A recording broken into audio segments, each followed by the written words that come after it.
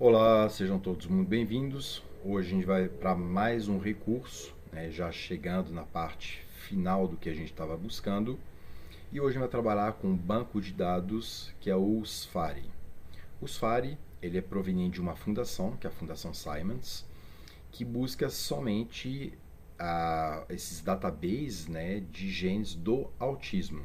Diferente de outras plataformas que nós já trabalhamos, plataformas que vão trabalhar com todos os genes nossos, os FARES só trabalham com genes tendo autismo.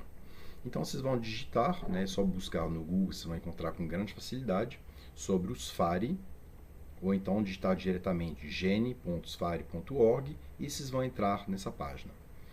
Quando vocês entrarem aqui no database, vocês vão olhar basicamente algumas coisas. Primeira coisa que eu vou pedir para vocês olharem é entrar nessa primeira aba de database, entra no Score, Gene Scoring, vocês vão clicar e vocês vão verificar que o SFARI ele divide os genes basicamente em 4 grupos, né? Os genes Strong, são mais de 200 genes dentro desse grupo, né? Que tem aqui, geralmente, ele tem uma associação sindrômica, tá? Os genes também de grande importância, mas nem sempre serão sindrômicos, que são aqui mais 200 e poucos genes. Esse outro grupo, que são genes talvez um pouquinho mais, entre aspas, fracos, mas também tem uma correlação, também tem um peso significativo dentro do autismo, aqui englobaria mais 700 genes. E no último, no grupo 3, uns 100 e poucos genes. Aqui nós temos um total de quase 1000 genes.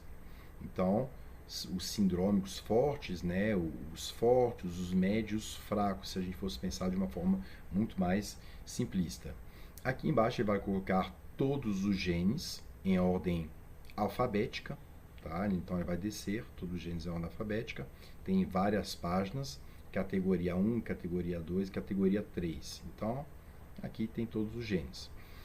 Agora que você já sabe mais ou menos como que o SFARI faz a divisão, vocês vão entrar no próximo database, que é esse genes humanos. Aqui vocês vão ver que ele fala também de CNV, de modelos animais, mas vocês vão entrar nessa primeira aba aqui, ó, Database Human Gene. Uma vez que vocês estiverem aqui, é uma coisa muito interessante a organização que eles fizeram. Eles organizam os genes, tá? Ó, cromossomo 1, cromossomo 2, cromossomo 3, cromossomo 4, ele vai passando por todos os cromossomos.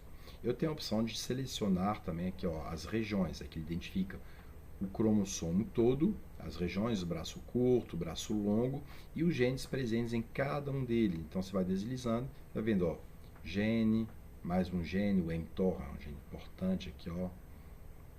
São muitos genes presentes aqui, ó. Ou então vocês podem também fazer diferente, pegar aqui em cima e selecionar todo o genoma. Então estou abrindo, pegando todo o genoma aqui, né, os cromossomos autossômicos, os sexuais, e aqui, ó, novamente ele tem todos os genes, só que agora, como são quase 1000 genes, ó, o CAC, esse aí é importante também, como são muitos genes, então vai ser realmente complicado, tá? Então ficou tudo muito apertadinho, mas eu posso novamente selecionar só o cromossomo 1, só o cromossomo 2 e assim diante. Mas aqui eu vou falar, abrem todos os FARI, peguem todos os genes aqui e vocês vão iniciar a busca. Aqui, como vocês selecionaram todos os genes, vai aparecer todos os genes aqui em ordem alfabética. Ó, 47 páginas de genes. Vocês vão procurar nessa tabela o gene alvo, aquele gene que vocês estão buscando, que vocês querem a referência. Então vamos colocar um gene, por exemplo, um comum, o SHANK.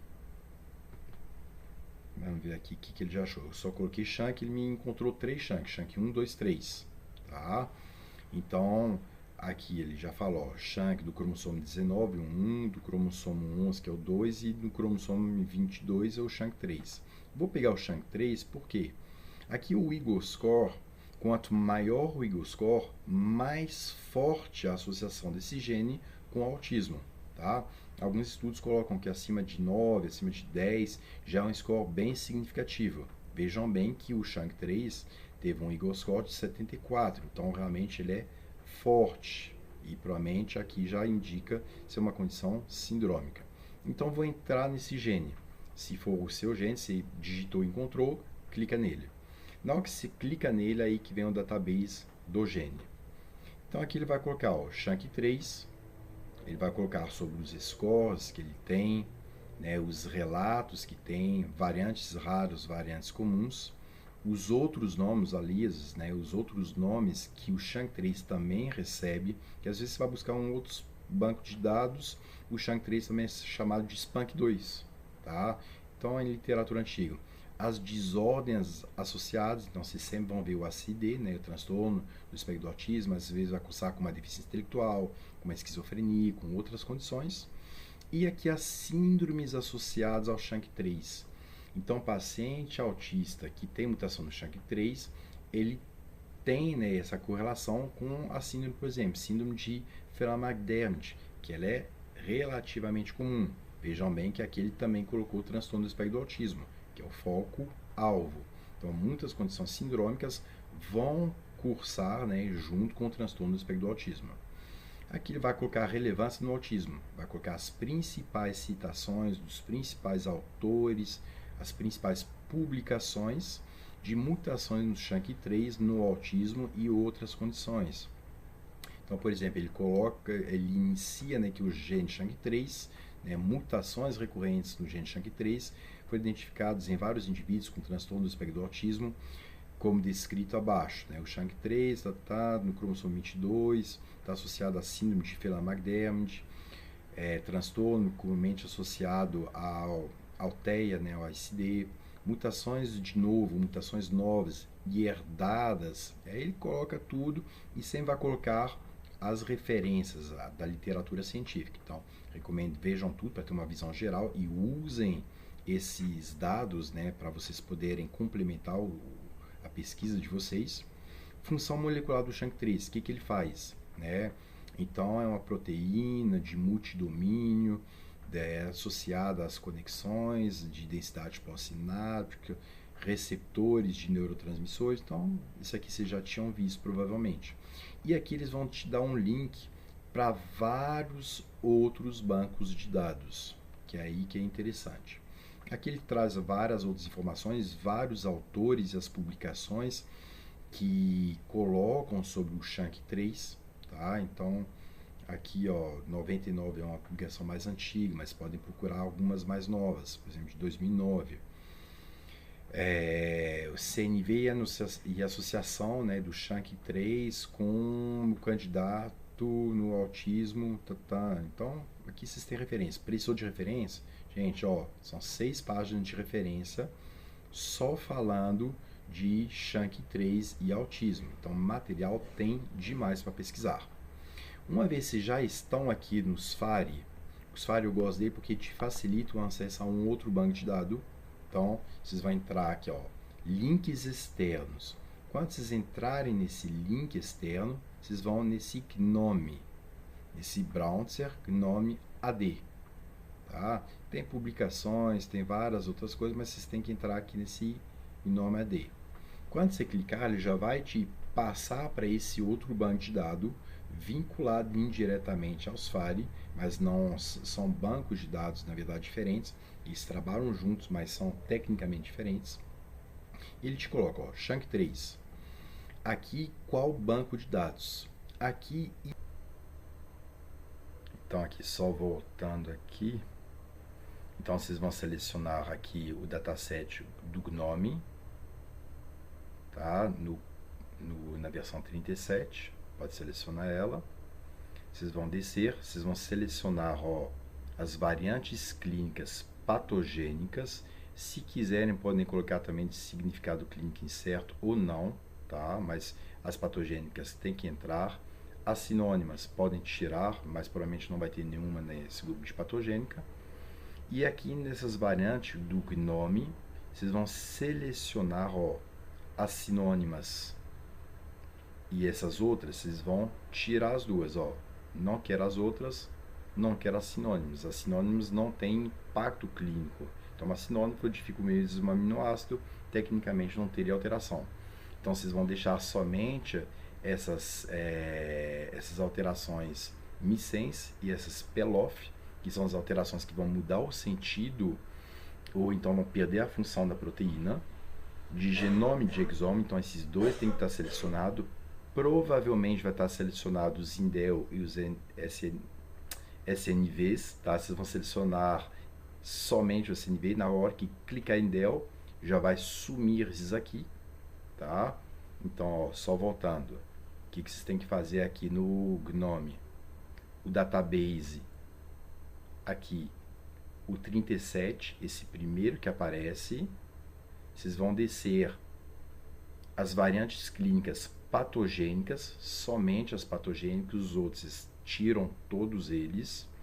Nas variantes do GNOME, somente essas perda de função da proteína e essas missense. E aqui as outras, ó, tirou genoma, exoma e somente as SNVs. Aqui vocês vão ver que eles geraram várias alterações. Tá? Isso aqui são todos os registros, é muito registro, tá? De alterações dessa natureza. Para poder analisar, aqui o problema é que nessa plataforma eles não exportam o código da mutação que a gente precisa, tá? Aqui não está aparecendo. Então, o que vocês vão fazer? Vocês vão exportar essas variantes. Aqui já exportei. Vocês vão clicar, ele vai ser uma extensão CSV, mas ela abre pelo Excel. Então, vocês vão abrir isso aqui pelo Excel. Só que vocês vão olhar, quando sai no Excel, está uma bagunça. Então, clica na primeira coluna do A e vocês vão organizar esses dados. Então, clicou na primeira coluna do A, vocês vão aqui em Dados, na função de dados, Texto para colunas, e aqui vocês vão selecionar, ó, o marcador, o campo delimitado, avançar. A separação não é tabulação, não é ponto e vírgula, a tabulação tem que ser por vírgula. A separação dos nossos itens está tudo separado por vírgula. Avançar, geral, concluir. E agora o que ele fez? Ele organizou os dados com os critérios que nós precisamos. Tem alguns que a gente não precisa, por exemplo, ó, esse A, que é o código do GNOME, a gente não utiliza. Quem quiser até excluir, pode excluir. O que a gente precisa? Em qual cromossomo que está, mas como o gene analisado, o SHANK3, está no cromossomo 22, então tudo vai ser cromossomo 22. Quem quiser tirar, pode. A posição tem que manter a posição, é a posição genômica exata, mas o importante para a gente é esse código aqui, ó, esse RSD. Esse RSD são os códigos, as codificações de posição e tipo de mutação. O que isso quer dizer? Quando vocês receberem laudos de pacientes, vai colocar qual que é o RSD da alteração presente naquele laudo. Esse RSD, por exemplo, esse RS 1306 tal, o que ele quer dizer para o cromossomo 22? Ele está me dizendo que nessa posição do genoma, dentro do cromossomo 22, dentro do gene SHANK, no lugar de uma guanina foi encontrada uma timina. Então ele pontuou a alteração. Ele sabe exatamente qual alteração que tem, qual posição que tem, em qual gene e em qual cromossomo. Então é uma mutação de ponto, né? Então aqui ele já identificou a fonte não precisa, os fios não precisam, filtro não precisa, o transcrito, quem quiser deixar pode. Um outro dado importante vai ser isso aqui, ó, que é a consequência clínica, tá? Então, nesse RSD, novamente, quer dizer que na posição 51 milhões não sei o que do SHANK, do cromossomo 22, que é o gene SHANK, eu encontrei no paciente uma timina e era para ter uma guanina, que é a minha referência. A consequência clínica é que esse paciente vai ter uma leucina no lugar de uma arginina. Então, são essas informações que nós precisamos. Então, vocês vão pegar essa tabela, vocês vão organizar ela, que vai ser o resultado do trabalho de vocês, tá? Da pesquisa de vocês para cada gene. Vocês vão ter que identificar quais que são os identificadores de mutação dentro do gene de vocês, a posição desse identificador, qual que era o nucleotídeo que era para ter e qual que é a alteração possivelmente encontrada e a consequência clínica para o paciente. Né? Ele vai ter uma leucina no lugar de uma arginina. Vejam bem que somente para o gene Shank, só o gene Shank, somente as mutações de ponto, então vamos colocar, está no 2, vou descer, existem, no finalzinho, mais de 600 mutações pontuais dentro do gene. Então, o que tem na literatura? Sabe-se que existem mais de 600 pontos conhecidos, comumente alterados, com consequências clínicas. E vocês já conseguiram criar a tabela de todos os pontos alterados registrados dentro da literatura. Alguns nem terminaram de ter o identificador. Tá vendo que aqui tem um buraco? Então nem tem. Provavelmente daqui a uns dias já vai aparecer, mas a maior parte absoluta já tem um identificador de mutação. Nos laudos que aparecem na prática médica, tá? Sempre vai ter esse identificador, que é o que a gente trabalha. Okay? Então esse identificador ele tem um significado, a posição dentro do genoma dentro do cromossomo 22 e a consequência clínica. Só esse identificador te traz todas essas informações aqui, tá bom?